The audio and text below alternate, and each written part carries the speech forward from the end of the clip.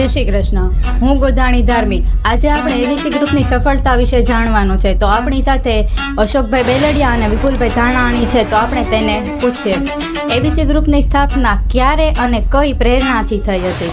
ABC ગ્રુપની સ્થાપનાની વાત કરીએ ને તો આમ જો ને તો અમે શરૂઆત એબીસી ક્લાસીસથી કરેલી, જે અત્યારે આપણે જે ઓફિસમાં બેઠેલા છે તે પૂણા ગામની અંદર અમે એબીસી ક્લાસીસ 10 ફેબ્રુઆરી 2001ની સાલ અને એબીસી ક્લાસીસની સ્થાપના કરી. આમ પ્રેરણાની વાત કરીએ તો અમે બંને ભાગીદાર ઘરે બોમ્બે તો ફ્રીમાં પહેલાં ભણાવતા, શિક્ષણ આપતા, અને એક શોખ હતો કે ભાઈ બાળકોને અમારામાં જે આવડત છે એ વિદ્યાર્થીઓને આપવી, બરાબર. તો પછી અમને એવું થયું કે અમે એક ક્લાસીસની શરૂઆત કરીએ. તો પૂણા ગામની અંદર નારાયણનગરને ખાતે અમે આ જે અત્યારે ઓફિસ છે એની અંદર 12x30માં એક નાનો એવું ક્લાસીસની શરૂઆત કરી. આ અમારી શરૂઆત હતી.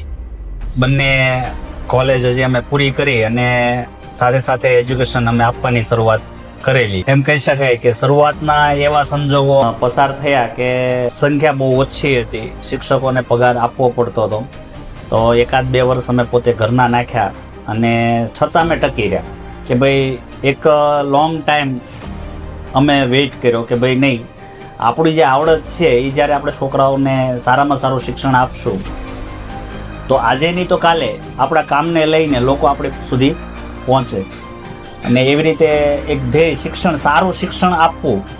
અને જે આ વિસ્તાર એક મિડલ વિસ્તાર હતો અને ઓછી ફીએ સારું શિક્ષણ આપવું અને એ સમયમાં પગાર ને બધું આપવું એટલે થોડુંક અઘરી બાબત તો હતી જ, પણ ધીરે ધીરે બધું ચાલતું ગયું. એક હિંમત હતી કે નહીં, કંઈક સારું કરશું, આપણું કામ અને આપણી ધગજ, બરાબર. કારણ કે અમારું જ્યારે ક્લાસની શરૂઆત કરી ત્યારે અમે એક સૂત્ર રાખેલું, નો ક્વેશ્ચન્સ ફોર હાર્ડ વર્ક, મતલબ સખત મહેનતની સામે કોઈ પ્રશ્ન નથી. તો શરૂઆતમાં અમે સવારના 5 વાગ્યાથી રાતના એમ કહી શકાય 11 વાગ્યા સુધી અમે ક્લાસીસમાં સમય આપતા હતા. મહત્વની વાત એ હતી કે અમને શું મળે છે એ અમારો કોઈ પ્રશ્ન નહોતો. કારણ કે શરૂઆતમાં 1-2 વર્ષ મેં જેમ કીધું એમ કે અમે ખુદના પૈસા શિક્ષકોને આપ્યા.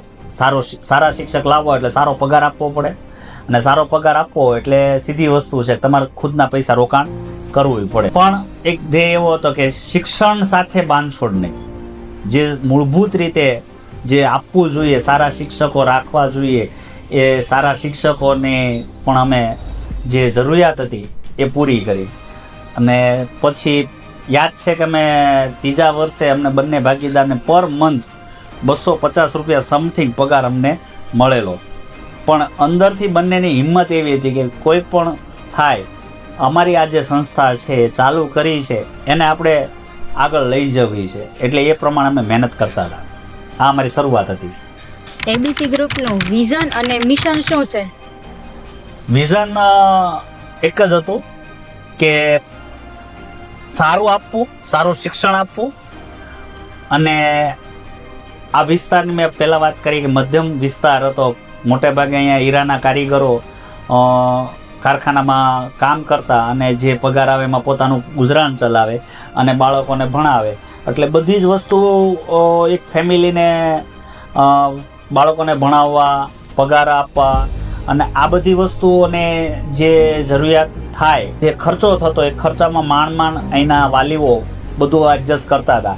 એટલે એક એવો ધ્યેય હતો કે જે આપણા આ વાલીઓ છે આટલી મહેનત કરીને જો ફી આપણને ભરતા હોય તો આ સારામાં સારું આપણે કેમ શિક્ષણ ના આપી શકીએ, આવું અમારું વિઝન હતું.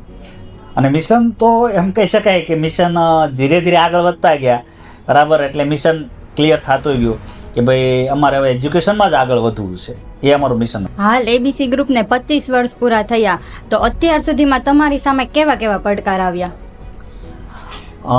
પડકાર તો એમ કહી શકીએ કે પડકાર શરૂઆતમાં મેં વાત કરી કે ખૂબ ઓછા બાળકો. અમને યાદ છે કે ધોરણ 10ની અંદર જે પહેલી બેચ અમે શરૂઆત કરેલી 2001, તો ત્યારે ફી હતી માત્ર ને માત્ર ખાલી 1200 રૂપિયા, અને એમાં અમારી પાસે 7 વિદ્યાર્થી હતા. તો 7 વિદ્યાર્થીને અમે 4 શિક્ષકો જે એજ્યુકેશન આપતા હતા, તો એમાંથી 2 અમે પાર્ટનર હતા અને બાકીના 2 જે શિક્ષકો અમે બહારથી લાવેલા એનો પગારે પણ અમે ઊંચો આપેલો. એટલે અમારો ખુદનો જે અમારે આવક તો 0 હતી, પણ અમારે ઘરના પૈસા બહારથી ગોતીને, અને બંને ફેમિલી એવા હતા કે કોઈ એવા પૈસાદાર અમે નહોતા. એક બહુ લો ક્લાસ વર્ગમાંથી અમે આવતા હતા કે અમારા જે પપ્પા હતા એ હીરા ઘસવાનું કામ કરતા અને માંડ ઘર ચલાવવાનું કામ કરે. આમાં વિપુલભાઈ છે તો વિપુલભાઈનું ફેમિલી તે એ સમયે સ્ટ્રગલ કરતું. મારા ફાધર નહોતા એટલે હું સ્ટ્રગલ કરતો, અને અમારા જ્યાં ત્યાંથી થોડા 2 વર્ષ માટે અમે ગમે ત્યાંથી પૈસા ઉછીના પાછીના કરીને અમે અમારા બિઝનેસને આગળ લઈ જવા માટે અમે એક લડત લડતા હતા. એટલે શરૂઆતમાં એમ કહી શકાય કે અમારી પાસે બીજા કર્મચારીઓ રાખવા માટે પૂરતા પૈસા નહોતા. એટલે હું ને વિપુલભાઈ સવારમાં આવીએ, ક્લાસીસ ખોલીએ એટલે ઝાડુ જાતે મારવાનું, પંખા જાતે સાફ કરવાના, અને જે કાંઈ કામ નાનું મોટું હતું એ અમે બંને સંચાલકો જાતે જ કરતા. કે ભાઈ કાચ સાફ કરવાનો હોય, છોકરાઓના લેસન ચેક કરવાના હોય કે પછી કાંઈ પણ હોય તો બધું જાતે જ અમે કરતા હતા. પછી ધીરે ધીરે સંખ્યાઓ અમારું કામ જોયું, અહીંના વાલીઓએ અમને ફૂલ સપોર્ટ આપ્યો. ક્યારેક કોઈ નાની મોટી ઘટનાઓ બની હોય તો અમારી પડખે અહીંના વાલીઓ ઊભા રહ્યા છે. અને આ વિસ્તારના જે વાલીઓ હતા એ એક એવા અમને સપોર્ટ કરતા હતા કે ભાઈ કોઈ પણ કાળ થાય અમારા બાળકોને ભણાવવા છે. કારણ કે મોટા ભાગે આ જે વિસ્તાર છે એમાં સૌરાષ્ટ્રમાંથી લોકો આવીને અહીંયા રહે છે. એટલે એમ કહી શકાય કે ગામડેથી લોકો અહીંયા કમાવા આવેલા, અને કમાતા સાથે સાથે પોતાના છોકરાઓને સારું શિક્ષણ મળે. એટલે એમ કહી શકે પેરેન્ટ્સ, વાલી જે એના હતા એને બહુ સારો સપોર્ટ કર્યો.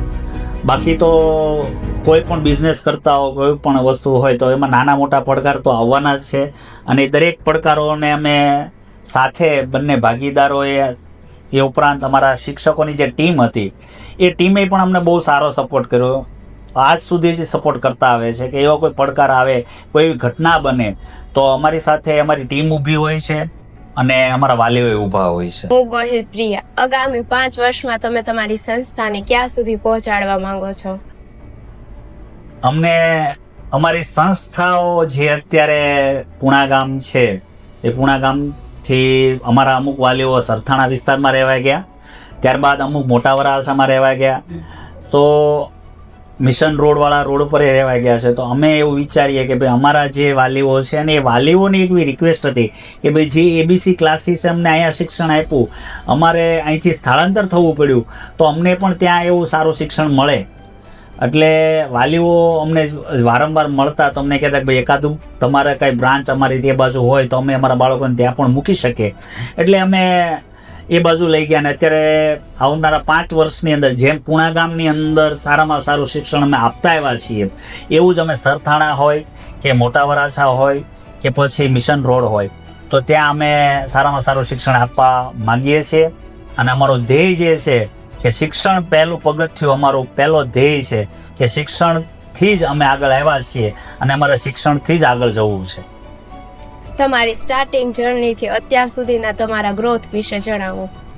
ગ્રોથની વાત કરું તો એક બહુ મેં વાત કરી અગાઉ કે લો ફેમિલીમાં આવતા, અને હું ને વિપુલભાઈ, અમને યાદ છે હું ત્યારે રવિ પાર્કમાં રહેતા અને વિપુલભાઈ છે શ્રીજીમાં રહેતા, અને હું ફૂલ ટાઈમ અહીંયા રહેતો. વિપુલભાઈ હોમ બેઝ લેવા જાય, પછી ચાલીને વાયા કિરણ પાર્કમાં થઈ અને આવે, અને બંને પાર્ટનર ચાલીને આવતા. અમારી પાસે કોઈ એવા ટુ વ્હીલ લેવાના પૈસા નહોતા, એટલે રિક્ષામાં આવવું અમુક અંતર સુધી, અને પછી અમુક અંતર સુધી હાલીને અમે અહીંયા પહોંચતા. અને ક્યારેક તો એવા સમય અમે જોયા છે કે બંને ભાગીદારો વિચારીએ કે ભાઈ આ વર્ષમાં કેવી રીતે આપણે આગળ ખર્ચા કાઢશું, કેવી રીતે ટકાવી રાખશું, બરાબર. એટલે એવી રીતે અમે સ્ટ્રગલ કરી છે. તમારા સ્ટાફ અને ટીમને તમે કઈ રીતે મેનેજ કરો છો? સ્ટાફ વિશે તો જો કહીએ ને તો અમે સ્ટાફ સાથે એક ખાસ પરિવારની ભાવના રાખીએ છીએ, બરાબર. અને પરિવારના સભ્યો છે અને સ્ટાફ એટલે અમારા ભાગીદાર તરીકે જ અમે લઈએ છીએ. કોઈ પણ સ્ટાફથી અમારો ભાગીદાર છે, એટલે એ ભાગીદાર એટલે એક પ્રકારનો આપણો ભાઈ જ છે. એ રીતનો અમે એની સાથે વર્તન કરીએ છીએ. એટલે ટૂંકમાં પારિવારિક રીતે જોડાયેલા છે. એટલે બધા સ્ટાફ અમારી સાથે લોંગ ટાઈમથી જોડાયેલો છે. જો મોટા ભાગનો 1 થી 10 ધોરણ હોય, 11 બાર કોમર્સ હોય કે 11 બાર સાયન્સ થી, લગભગ 15-20 વર્ષથી મોટા ભાગના શિક્ષકો જોડાયેલા છે. એટલે એક પરિવારની ભાવનાને કારણે સ્ટાફ ટકેલો છે. કોરોના જેવા સમયમાં તે અમે સ્ટાફને અમારા પરિવારના સભ્યો તરીકે જ માનેલા અને માનીએ છીએ. અને એવા સમયમાં પણ અમે સ્ટાફની સાથે હતા.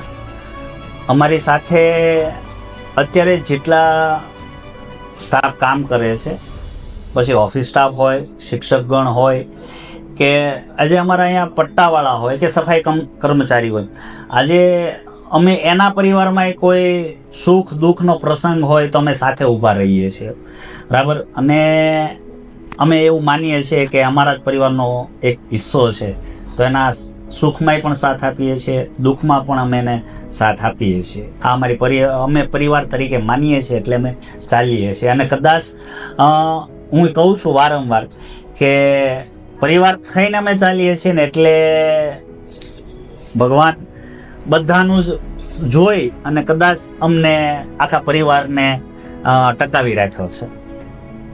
પાર્ટનરશિપની બાબતમાં આજ સુધી ક્યારેય મતભેદ ઊભો થયો છે તમારે? પાને તો બેને લાગ્યું જ નથી કઈ. આવો પ્રશ્ન પહેલી વખત તમને પ્રશ્ન આવ્યો કે મતભેદ, બરાબર.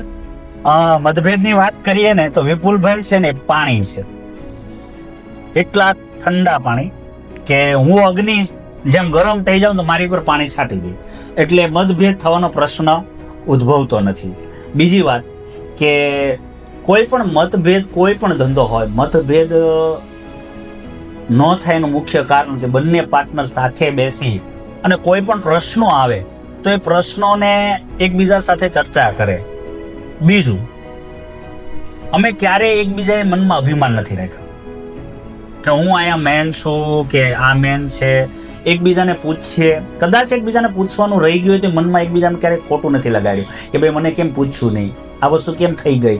અમારા બેયનો એક જ ધ્યેય કે અમારી ટીમનો એક ધ્યેય છે કે જે કાર્ય કરવું છે એ સંસ્થા માટે કરીએ છીએ, અને સંસ્થા માટે કદાચ કરેલું સારું કાર્ય હોય ને અમને ન પૂછે ને તો અમે એટલો જ સપોર્ટ કરીએ છીએ, કારણ કે એણે સંસ્થા માટે કર્યું છે. એટલે આવું જ્યારે એક માનસિકતા રાખવામાં આવે ને કે કોઈ પણ કામ થાય છે આપણી સંસ્થા માટે થાય છે, બરાબર, તો પર્સનલ પોતાનો ઈગો છે ને એ દરેક વ્યક્તિએ સાઈડમાં મૂકી દે ને તો ક્યારેય મતભેદ ન થાય. આ અમારી માન્યતા છે.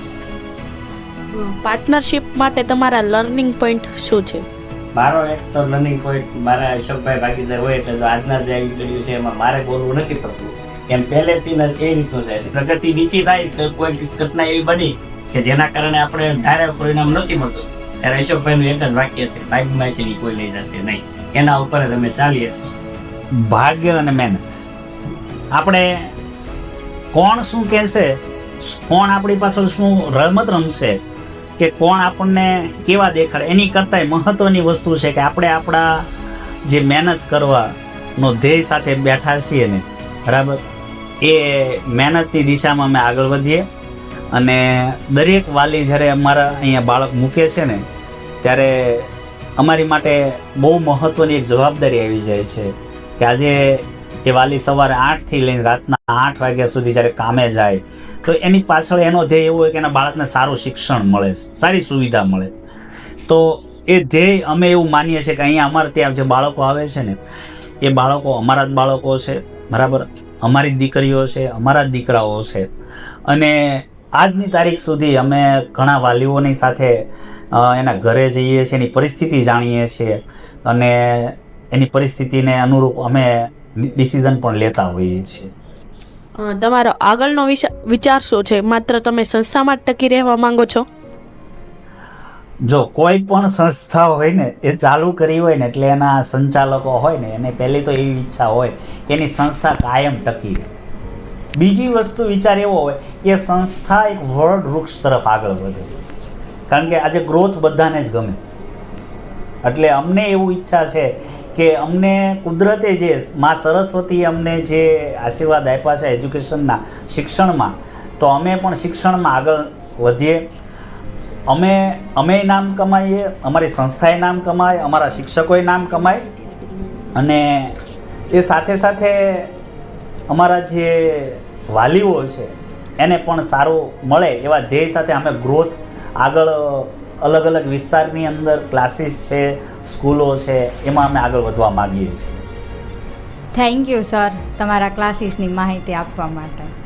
અને હા, બીજી વાત, તમારે આ છોકરીઓનો અમને જે તમે ઇન્ટરવ્યૂ લીધો બરાબર, તો અમને પણ આજે ઘણા વર્ષો પછી અમારી એવા અમને યાદ પાછી તમે અપાવી એ બદલ તમારો પણ આભાર.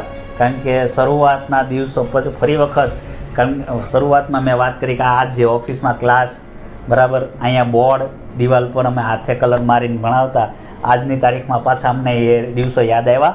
એટલે આખી ટીમને ખૂબ ખૂબ ધન્યવાદ અને ખૂબ આગળ વધો અને આવનારા સમયમાં તમે ખૂબ સારા બિઝનેસમાં આગળ વધો.